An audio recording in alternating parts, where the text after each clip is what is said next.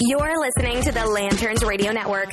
We are the network dedicated to empowering the individual, illuminating the truth, defending American exceptionalism, and inspiring future generations.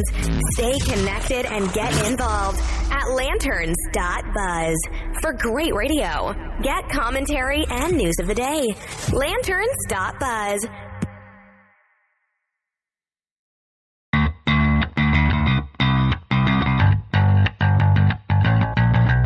Listening to the Bells of Liberty podcast, where freedom rings and the sassiness stings. Stay tuned for a little bit of sassy freedom.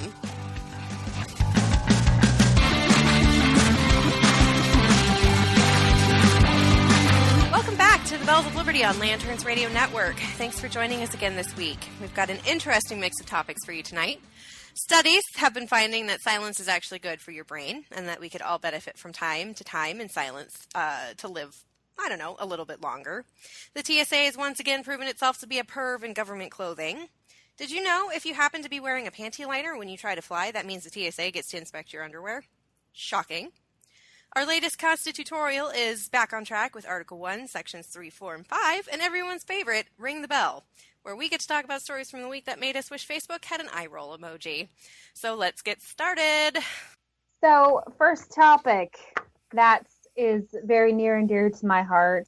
I am into like personality, the Myers-Briggs type indicator stuff. And one of the things that I find very interesting is how introverts, which I am, relate to the world. And there's a person I follow, Susan Cain. She wrote the book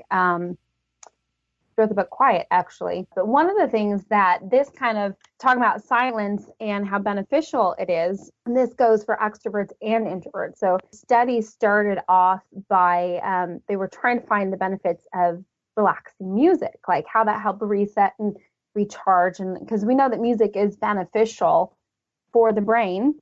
And so they were doing the study on that, but they found that in the spaces between the songs or the pieces, the brain actually was showing the kind of activity like that was healing, and so they did a little more like it was active in a different way, and so they were doing more want to do more research on that. So I thought that was really interesting. It says that the neurophysiological research suggests that noises first activate the amygdala clusters of neurons located in the temporal lobes of the brain associated with memory formation and emotion. The most fascinating thing to me was that the silence could actually help grow your brain. And it had the ability to heal, and I believe it said form neurons. That was kind of interesting. I think the introverts generally understand the need for silence more. Extroverts, not so much. But silence is beneficial for everyone. So in 2011, the World Health Organization tried to quantify its health burden in Europe, and it concluded that over 340 million residents of Western Europe, roughly the same population of that of the United States, annually lost 1 million years of healthy life because of noise. And they even argued that 3,000 heart disease deaths were at the root, the result of excessive noise, which is kind of sad to me on some level, because we've actually, here where I live, they're trying to get the noise level reduced because of the Navy flyovers and stuff like that. But I love the jets. So, I mean, on the one hand, I understand that, the noise can be detrimental in some ways, but on the other hand, it's the sound of freedom, so kind of conflicted there. Yeah. So the 2-minute, in a study that they did, they showed that the 2-minute silent pauses proved far more relaxing than either relaxing music or longer silence played before the experiment started.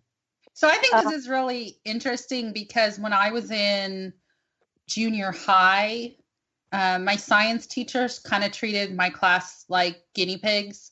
So she would either do tests on different colored papers to see if kids on one color did better than kids on a different color. And then one of her studies had to do with different types of music. So sometimes she would play pop music during a final exam. Sometimes she'd play classical music.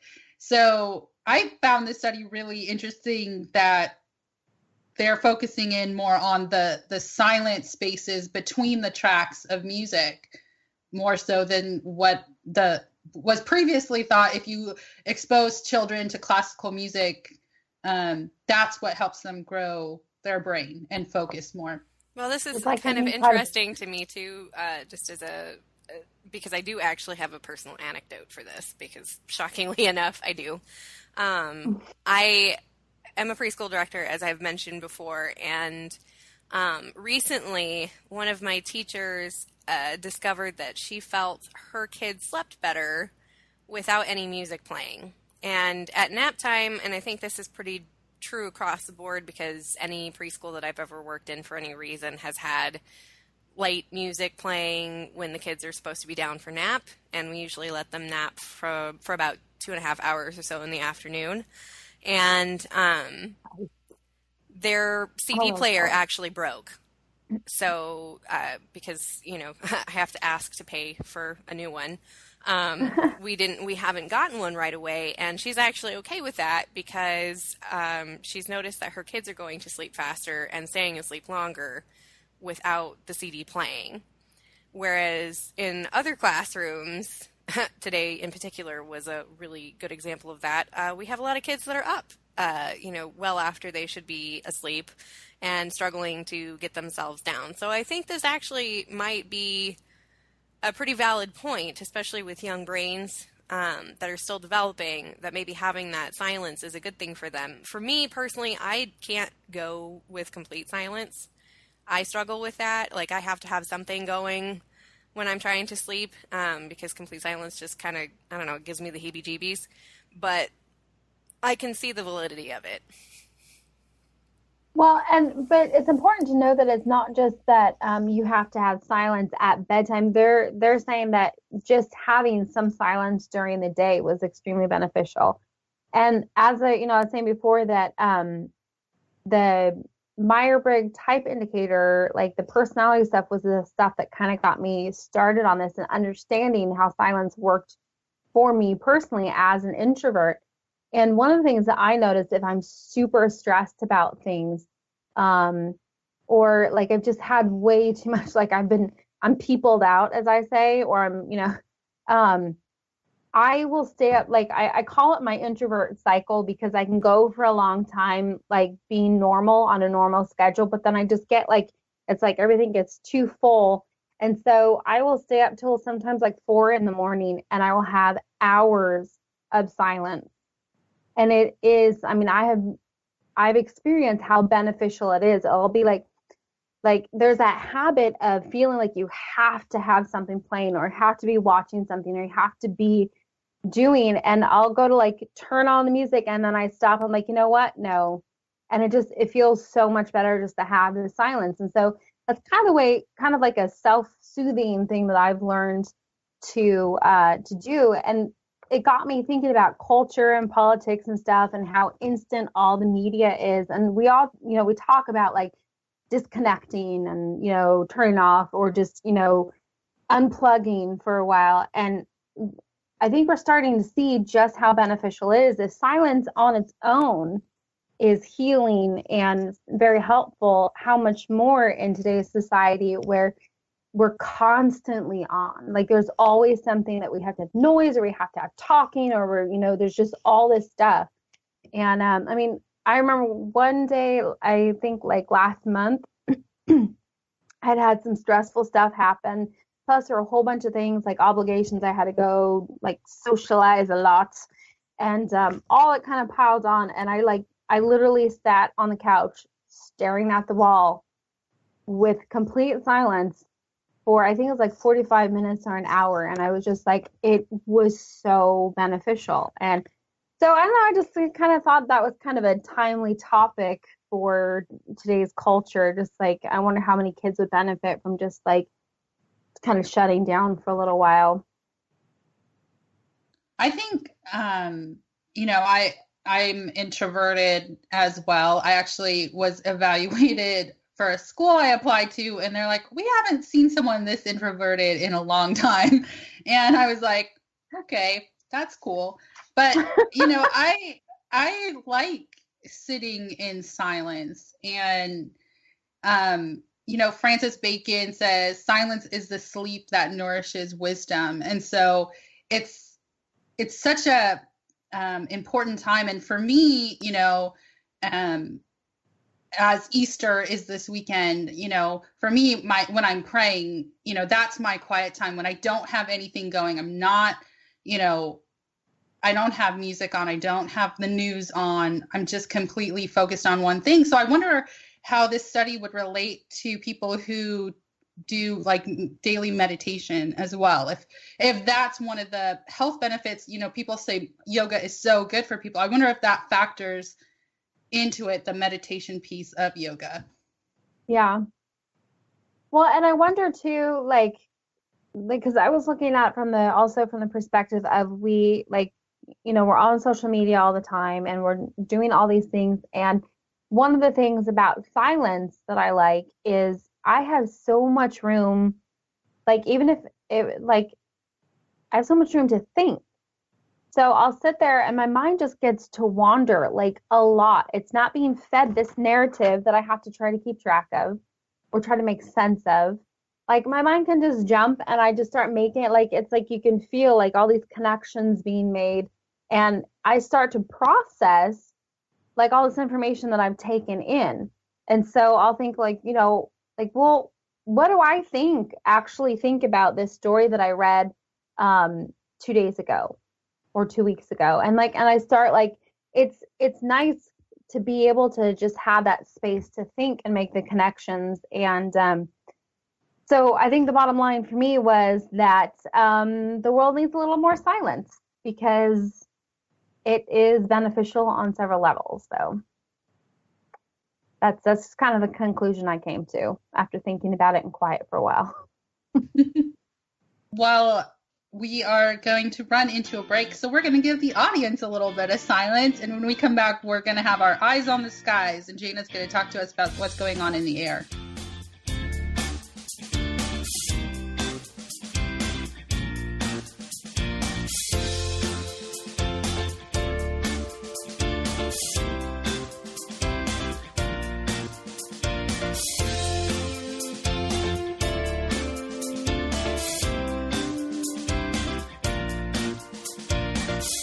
Welcome back to the Bells of Liberty.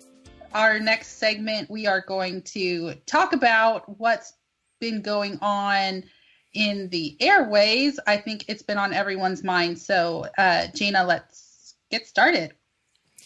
All right. So, as anyone who's ever watched the news and probably has ever been on any social media knows, United Airlines has made a name for themselves in being the douches of the skies by essentially beating their passengers for not wanting to give up their seats because of policies they've managed to put in place that make no sense to the paying customer. So anybody who knows, there was a doctor on a flight on this United flight.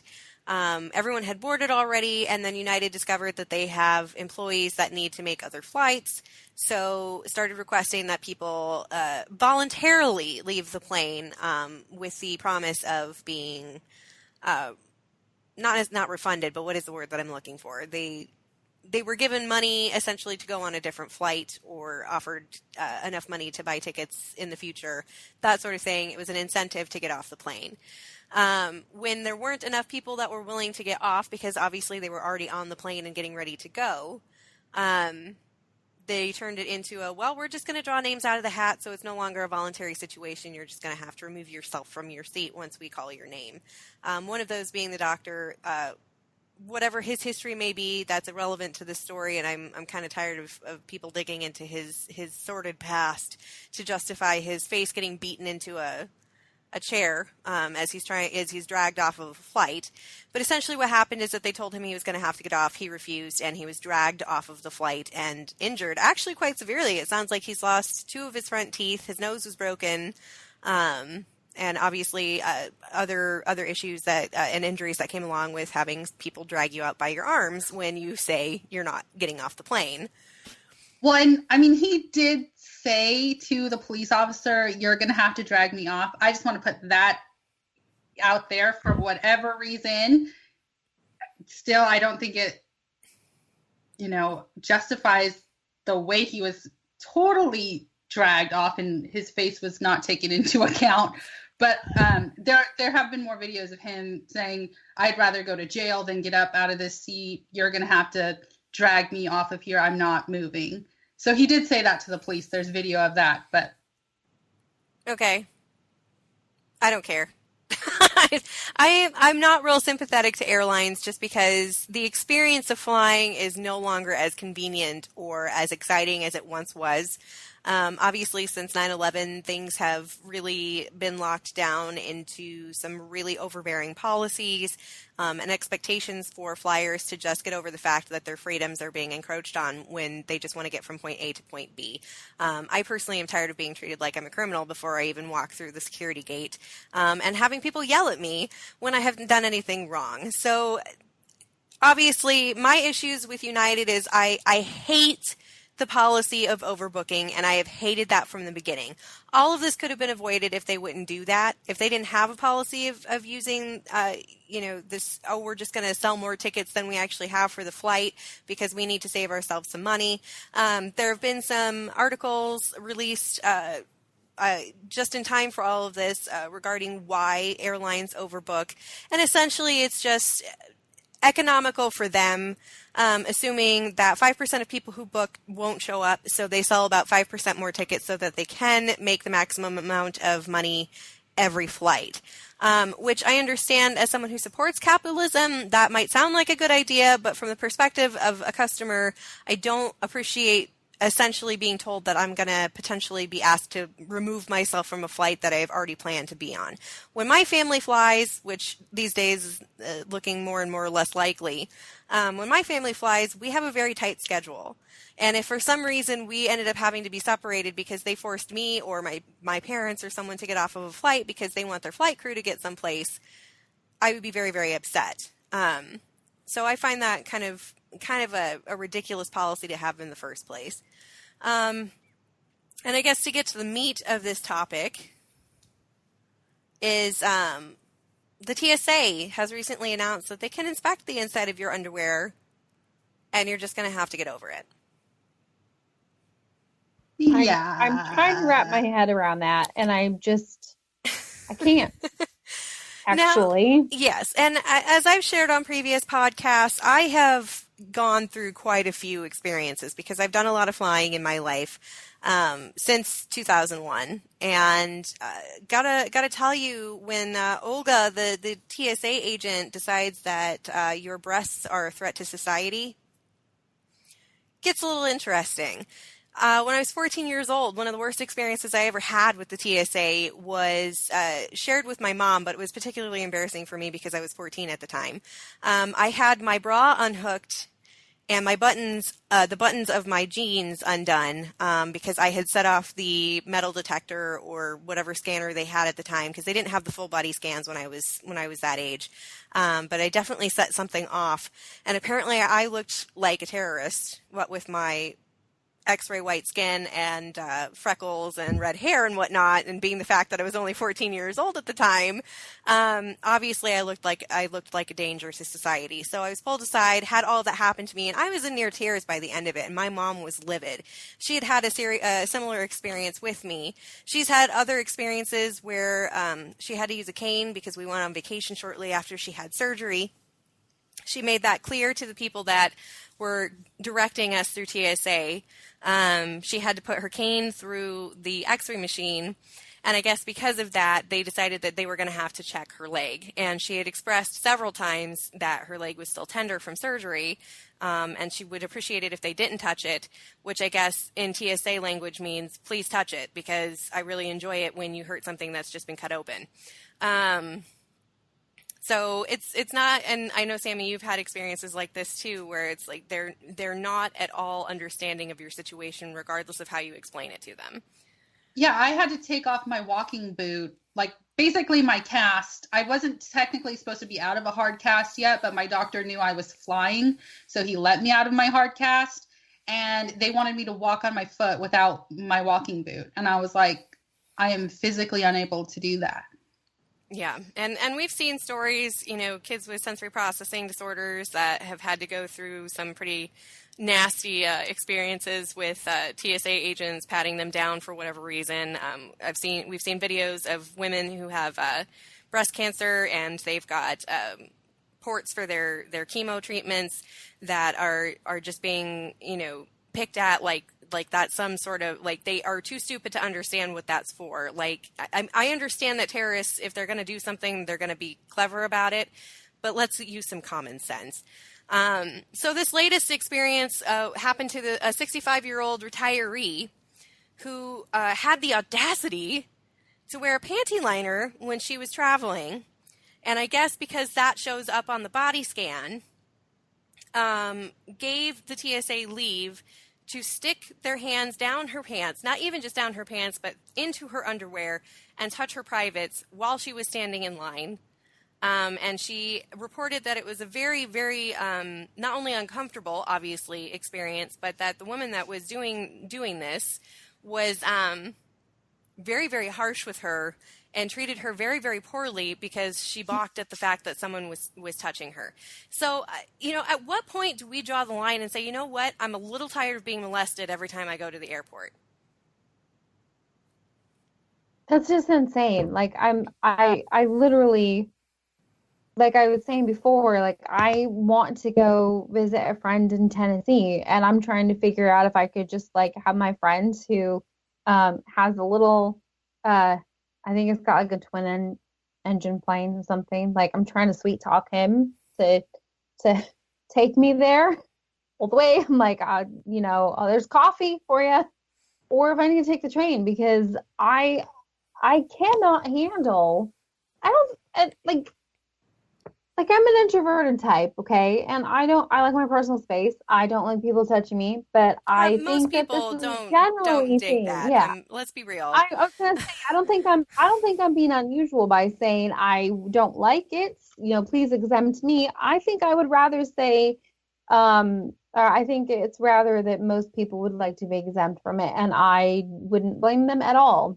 Well, I've texted Jana after going through TSA, and I've said, if Donald Trump will get rid of the TSA, I will run his reelection campaign. Like, that's how sick and tired I am of the TSA. They don't do jack real grappers here.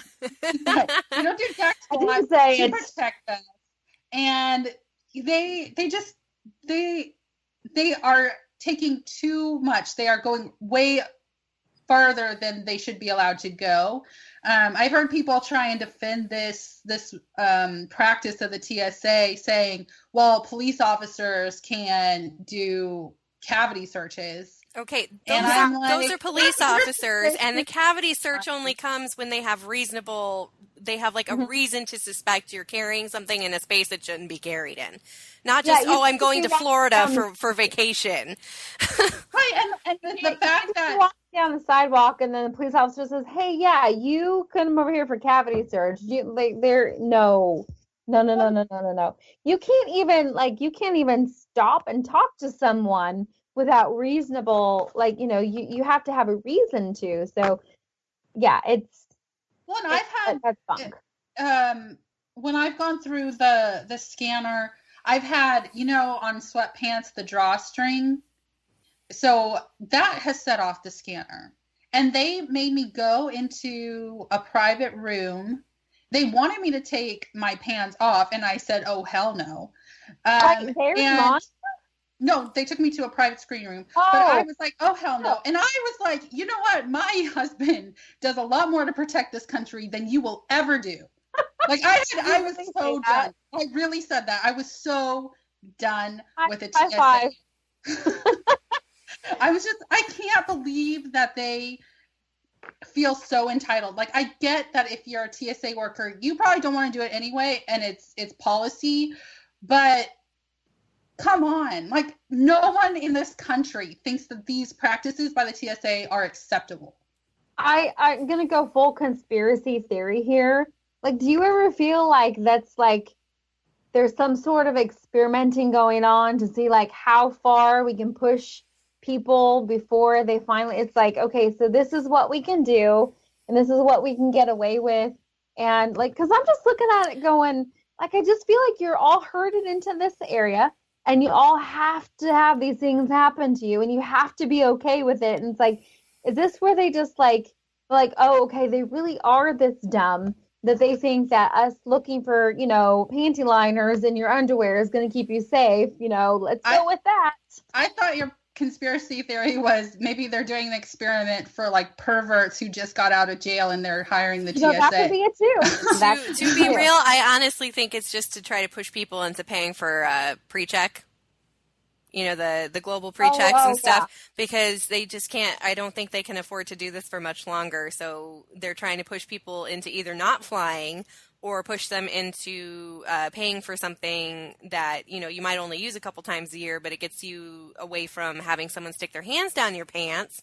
I think that's part of it. And it's too much. It's too much. Yeah. Well, I have no doubt there is an agenda behind it. I don't know what it is, but I know that there's something behind it and there's more to it than just, it's to keep the country safe, because obviously we've seen it proven time and time again that the TSA has missed more than they've actually prevented. So, and no other form of public transportation has this much supposed security and forces people to go through stuff like this. It just irritates the crap out of me that this is the one area that we seem to struggle with the most. It's like, the airlines, they're privately owned, but they're kind of run by the FAA, but also the TSA, and it's stupid. I can't stand the TSA. I hate them. I want them to be disbanded, and I don't want people sticking their hands down my pants. Thank you. You can do plenty of damage with a bomb or two. Not saying you should, just putting that disclaimer out there, but you can do plenty of damage with a bomb or two on a train. Why? And I definitely don't want to encourage that sort of, the TSA level security, air quotes around that one, on trains, because I think that's ridiculous. And I would like to be able to ride on the train, because I'm not going to travel anywhere except by car or train right now, because planes, it literally is terrifying to me. I start to stress out. I'm like, no, this is why I don't go out. But it's insane. There's no way. Get your hands out of my pants. And unfortunately, we're going to have to leave it right there because we're running into a break. When we come back, it's going to be the latest edition of Constitutorial.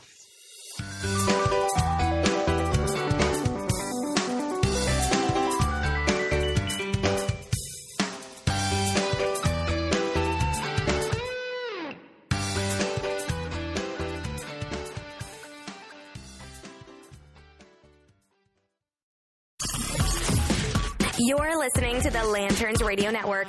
We are the network dedicated to empowering the individual, illuminating the truth, defending American exceptionalism, and inspiring future generations.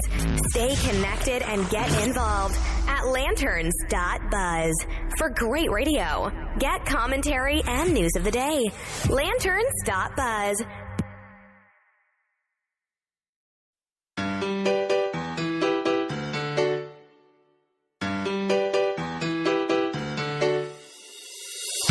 Welcome back to the Bells of Liberty on Lanterns Radio Network. Tonight's Constitutorial, we're getting back to our regularly scheduled program. So we left off on Article 1, Section 2, which talked about the House of Representatives. Tonight we're going to pick back up in Article 1, Sections 3, 4, and 5. So Section 3 outlines the rules and the roles of the Senate. So Jana explained previously that every state gets 2 senators. And to run for Senate, you must be at least 30 years old, have been a citizen of the United States for at least 9 years, and live in the state in which you are running, which I feel like is probably like a no duh. And well, you would hope, but who knows? So every Senate seat is up for election every 6 years. And what I thought was really interesting, so obviously the first round of senators were all elected the same year. And so they were divided into 3 separate classes. And they all basically had to roll a dice to see who would serve 2 years, who would serve 4 years, and who would serve the full 6-year term, so that there were staggering elections for senators. So it wasn't just every single election, it could be a completely new group of people. Yeah, so I thought that was good. Really interesting. Also, tying this into some current events, the vice president is actually the president of the Senate. And so the Constitution states that while the vice president holds no vote unless the Senate is stuck in a tie. So earlier this year, Mike Pence had to break a tie in the Senate, and liberals lost their ever-loving mind. They're like, he can't do that. I'm like, actually, yes, he can. That's the point of him. I know. I'm like, guys, they genuinely thought that he couldn't do that? Yeah. I'm like, can you please just use your brain and read the Constitution before you open your mouth about constitutionality? And if anyone tries to argue that it's never been done before, even though it's in the Constitution, it's actually been done 243 times. Really? That's lies. Right wing nut job lies. You're just saying that because you're a Trump supporter. So this is not unprecedented, is what you're trying to say. This is regular practice. Yes. America? And so the vice president is the president of the Senate. And then in the absence of the vice president, like if he's off doing something diplomatic, or, if the president has been shot and he's filling in, I'm just saying that's happened before. But you're not suggesting anything, of course. I'm not suggesting, oh my gosh, I do not Secret Service for dinner. Oh no!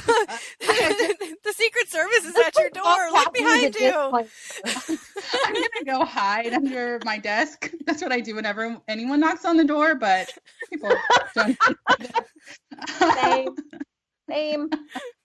But in the absence of the vice president can't do that, the Senate has the authority to pick their own president, called the president tempore. Did I say that right? We just looked that up on YouTube on how to say that. So they can tell people that. Let's just go with tempura because we're all hungry. Yeah. It's fine. It's all good. We could use a good tempura around here. I could use some real good fried food, that's for sure.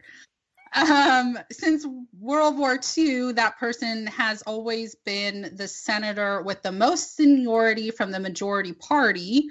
It's not written in stone that has to be the case. It's just tradition. So currently the position is held by Orrin Hatch of Utah. And then still in Section 3, the Senate has the sole ability to try an impeachment case. So I know Jana explained how the House is in charge of deciding to impeach someone, and then the trial is held in the Senate. And there are 3 things that happen to try and make people understand the seriousness of an impeachment trial. One of them is that the Chief Justice presides over all impeachment trials to underscore that it's a solemn occasion, and it avoids possible conflict of interest if a vice president is proceeding over it. Obviously, if it's for the president and the vice president is presiding over it, that creates some issues. So no selfies or hashtags, like, sitting on the floor and protesting. With this Congress, you never know, but you're not supposed to. Let's order pizza. And then it also specifies that there has to be a 2/3 majority so that there's no partisan decisions made, and it can cut across, quote, factional divisions. No nuclear option there either. No nuclear option. No, it has to be 2/3. Democrats can't catch a break. Nope. And I thought this was pretty interesting. They say that senators, because I looked this up, because to be a representative, you only have to be 25, but to be a senator, you have to be 30. Okay. And apparently it's because there's an expectation that a senator is going to be more, I don't know how to, they're supposed to be wiser because they serve longer. So they're supposed to be a little more level-headed. And if you look at some senators, you see, what the heck? The Constitution education in this country has failed because Elizabeth Warren. Well, you know. Well, there's so many to choose from, though. I mean, really, who's is it Maxine Waters? Is she in the Senate? I think she's a representative. Okay, well, I'm okay. They're also ridiculous. It's hard to keep them straight, and it seems like none of them ever go away. Well, initially, it was supposed to be senators were supposed to explicitly represent the state as a whole, whereas representatives obviously are each district. So not everyone in the state is going to know each district's representative. So they're supposed to be a little more mature, a little bit more together, which, you know, again, I'm not sure that has. Maybe they should probably create some kind of test to make that happen, like make sure that happens. What does 2 + 2 equal? 7. I'm sorry. Maybe next time around. Maybe when you're 35. How would you handle the situation? I would protest. Okay, next. Yeah. So moving on. So that's section 3. So section 4 has 2 separate clauses. The first regulates elections. So it encompasses matters like setting rules for registration deadlines, primaries being held, and protecting voter rights. So, you know, everyone knows that the election's held on the first Tuesday after the first Monday in November. I feel like that could have been said a little more, but that's up to the Congress to decide. And it helps protect the voter so that they know when to go, show up and vote. And even though there's no federal mandate saying it has to be the same day every year, it just has to be agreed upon by Congress. Okay. But it's just tradition now that that's when it is. And then this part is pretty significant, is they are in charge of how districts are drawn within a state. So I have been a big proponent of saying that maybe we need to relook at redistricting certain areas, because in Washington, where I'm from, only 3 counties are blue. The rest are red, but it's considered a blue state.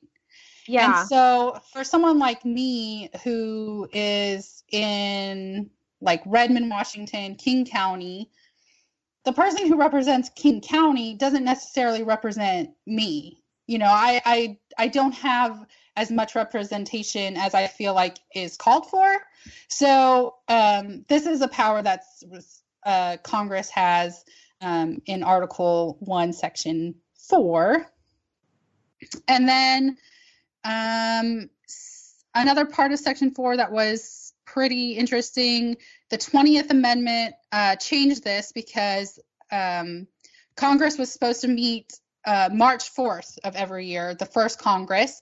And the time between the election in November and March 4th, that was always referred to as lame duck session. So that's where that term, that when people say lame duck, that's where it actually originated, because it was people who were leaving and the new people hadn't arrived yet. But the 20th Amendment changed this, that now Congress meets January 3rd. So there's less time that passes and a shorter lame duck session. I'm almost done, guys. I feel like I'm talking too much. And then Section 5 of Article 1 deals more with procedural matters. They verify the qualification of all of the members of Congress. And this is something I thought was pretty interesting. There have been 2 senators in our history that have not been 30 years old. The first case was in 1818. His name was John Henry Eaton, and he didn't know his birthday.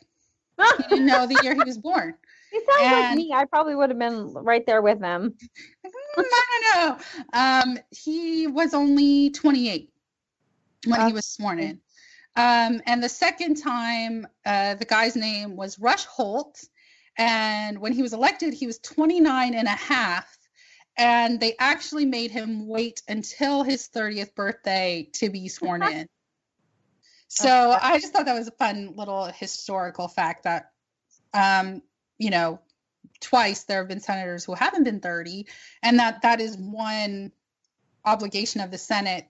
They get to verify the outcomes of their elections. They have to verify that people are eligible. And then the last point in Section 5 is that they must keep a record of all the things that go on in a journal, but they don't have to publicly release all aspects of said journal. Okay. So what is the point of keeping it? To say, like, can it be like subpoenaed later if there's like any weird stuff that happens? It's just not for public viewing. I think because they do deal with a lot of national security stuff. They don't have to release it, but obviously we have freedom for information process where people can say, hey, what are you guys doing? And they can go in and say, determine whether or not it would be harmful to the nation to release that information. Gotcha. So yeah, that's my spiel for this week's Constitutorial. And we actually are right on time. We're about to head into a break. So we'll be back with Ring the Belle.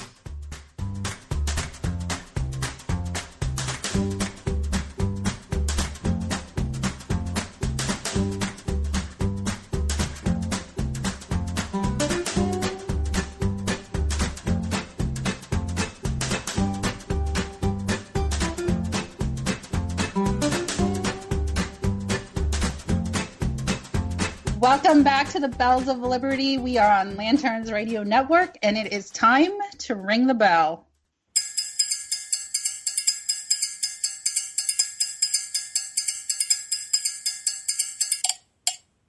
Okay, so last week we had 3 topics that we did for Ring the Bell, and we ran some polls because we are live tweeting with you guys, and we have the results. So the first one, if you recall, we talked about the TSA being useless. They couldn't even find a loaded gun.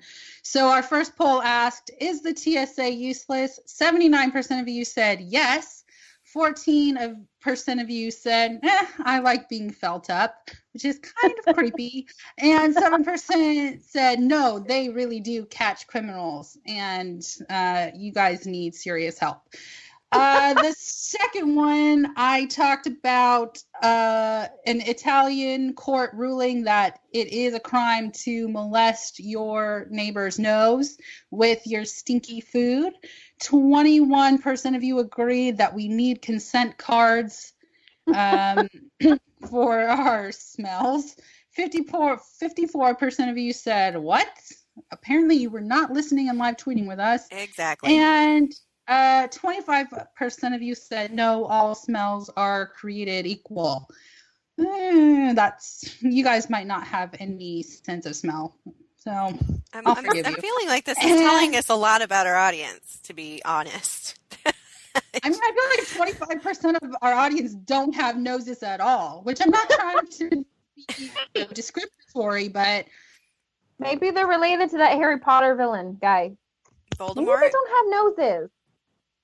We need maybe to be they are Voldemort. Maybe Voldemort listening, guys. And let's see. Our final was on Courtney's topic, where the kid wrote hashtag Black Lives Matter. 3% of you agreed that he should have been accepted for his shenanigans. 84% of you said no. And 13% of you said college is for wimps. And I would just like everyone to know that I voted in every single poll, and I'm probably a big majority of all of the correct answers. And if you don't know what the correct answers are, you should probably continue listening to us so that you can learn what the correct answers are. All right. Well, this week we're going to have 3 new polls on our 3 new topics. Gina, do you want to start us off with our new topics? Why, yes, Sammy. I would enjoy doing that just now. I'm trying to boss you around or something. Oh, okay, Mom. All right. So this is a story Sammy had actually tweeted on her Twitter, so I kind of stole it from her, but we're calling it mine. That in East, is there really a place called East Palestine, Ohio? Is that how you say it? Really? Who knows? Ohioans. I'm having a hard time. They're probably weird anyway. Well, I was just gonna say. I mean, what is this? What is this argument going on near Jerusalem and Israel and stuff? If we already have a Palestine, I'm just saying. Anyway, in Ohio, an 8-year-old boy discovered that his sister was hungry and drove her to McDonald's to get a cheeseburger. According to this report, Sunday evening of last weekend, around 8 o'clock, the child's father had worked all day and went to bed early, and their mother was on the couch with the kids and fell asleep. That's when the children decided to leave. Witnesses saw the boy driving his father's work van and called police. Apparently, this journey took the 8-year-old and his little sister through 4 intersections, over railroad tracks, and also required him to take a few right-hand turns and a left-hand turn. Witnesses did tell police he obeyed all traffic laws and drove the speed limit. So, at least he was considerate of laws, considering most adults aren't. He did tell police that he learned how to drive by watching YouTube videos. I'm impressed. I'm really impressed, because I know some people who should not be allowed on the road, even though they're old enough to be driving. Yeah, and you know what? When I was 8 years old, I could barely drive those like battery powered four-wheelie things. I ran over stuff with those. Like I literally ran a kid over once driving one of those. So the fact that this child managed to drive an actual operating vehicle and did not kill anybody. And they got their cheeseburgers. Apparently Grandma bought them cheeseburgers after this whole event. So they got what they went out for in the first place. Oh man. I mean, I'm not even mad at the kid. I mean, I'm glad that they're safe, no one was harmed. But I'm impressed. Like I wanted him a standing ovation and a few cheeseburgers myself. So. I mean, if he was my kid, he'd totally be grounded. But I'd also be like, fist bump. You drove and you didn't kill anyone, and that's all I can ask for at this point. And also, you did it for food, so you really are my child. And he did it because his little sister was hungry. So yeah, there's that. But it's like you couldn't check anything out in the fridge. Nothing. No kitty snacks anywhere that maybe you could have tried first, or wake mom up. No, and just grab the keys and go.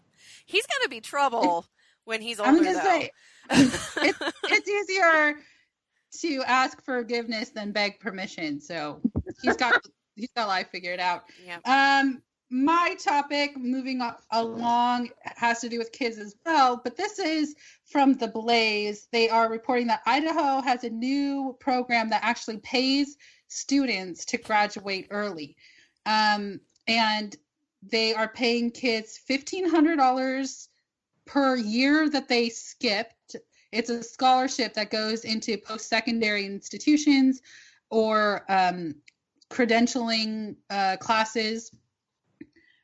So they can get up, starting at 7th grade, if you perform well enough to test out of your classes, they give you basically what the taxpayer pays for your education a year. They put it back into your secondary education. I'm kind of pissed that this wasn't available when I was in school, because my mom wanted me to move up grades, but the only kids who ever moved up grades that I knew were complete weirdos, and I didn't want to be a weirdo. So I was stuck in school.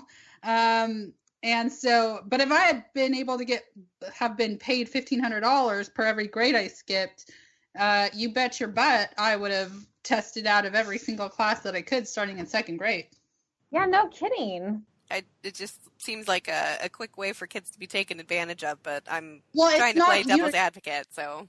Yeah, no, it's not a cash payout. It's Does it go into some kind of fund? Did you say that and I wasn't listening? I'm sorry. Gosh, no one ever listens to me.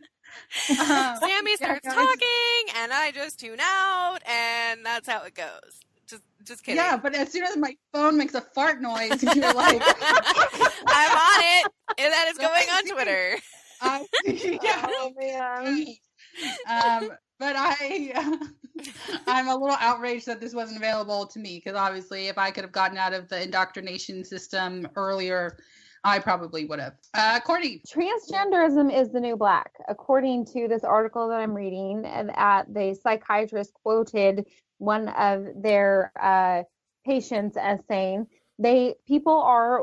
kids mostly are wanting to be transgender because it's trendy. I've been saying this for a while, that I think that their kids especially want to be this new trendy thing because it gets them a lot of attention and it gets them a lot of like. And I've been saying this for a while, I don't think that we are helping kids or people by telling them that they should cut off body parts, or worse. Well, right. If I said that I felt like I shouldn't have a right hand, no one would let me get my right hand amputated. Well, I sure hope not. I sure hope my friends are good enough friends that I'm never going to have that happen unless I steal something. But it's embracing mental illness rather than facing mental illness. Well, and we've talked about this before too. People who have mental illness should not be mocked or shunned or treated in a way that compounds and makes their condition worse. I don't think that we should do anything unkind in that way, but kindness does not mean giving someone exactly what they want. If my children say, "Mom, it would be awfully kind of you to let me eat ice cream all day for every single meal," I would probably say, "You're crazy. Here's some broccoli." Wow, someone's turning you into CPS now. I was going to say, your kids are just going to go get in the car and drive themselves. That's true. That's true. Where are your car keys? I love the last quote on here. It says, Helen noted that it is, quote, "pretty normal for many kids to hate their bodies, and eventually we get over it." Yeah, that's called middle school. I know it. Just get over it. When I was growing up, that was part of what was explained to me. You're going to go through all this weird stuff, hormones. Life is going to be upside down. You just hang in there and you'll figure things out a little bit. And I kind of have. Well, so that's up to interpretation. We'll make a poll about it. Yeah, it's true. We are running out of time.